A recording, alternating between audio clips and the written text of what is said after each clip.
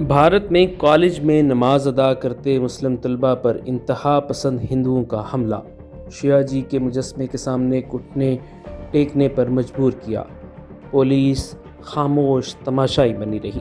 بھارت کے صوبے مہاراشٹر کے شہر کلیان میں واقع آئیڈیل کالج میں ایک افسوسناک واقعہ پیش آیا، جہاں 3 مسلم طلبہ کو نماز ادا کرنے پر VHP اور بجرنگ دل کے کارکنان نے ہراساں کرتے ہوئے تشدد کا نشانہ بنایا۔ حملہ آوروں نے طلبہ کو نہ صرف معافی مانگنے پر مجبور کیا بلکہ انہیں شیو جی کے مجسمے کے سامنے گھٹنے ٹیکنے پر بھی مجبور کیا۔ افسوسناک بات یہ ہے کہ واقعے کے دوران پولیس اہلکار موقع پر موجود تھے، مگر انہوں نے مداخلت کرنے کے بجائے خاموش تماشائی کا کردار ادا کیا۔ اس واقعے نے تعلیمی اداروں میں مذہبی آزادی، طلبہ کے تحفظ اور پولیس کے رویے پر کئی سنگین سوالات کھڑے کر دیے ہیں۔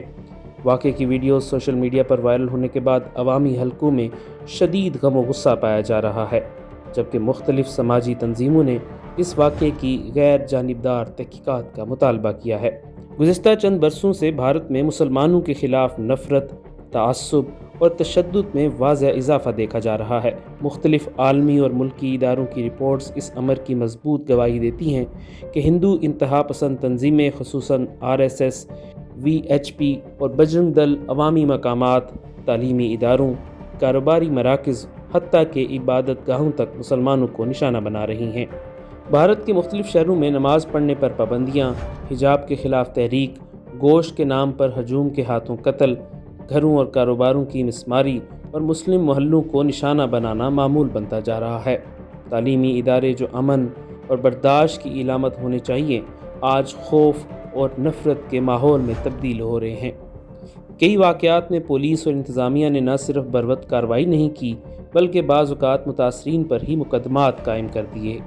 امریکی کمیشن برائے عالمی مذہبی آزادی اپنی سالانہ رپورٹ 2023 اور 24 میں بھارت کو کنٹری آف پرٹیکولر کنسرن میں شامل کرنے کی سفارش کرتے ہوئے واضح لکھتا ہے کہ بھارت میں مذہبی اقلیتیں، خصوصاً مسلمان، منظم امتیازی سلوک، حملوں اور نفرت انگیز مہم کا نشانہ ہیں۔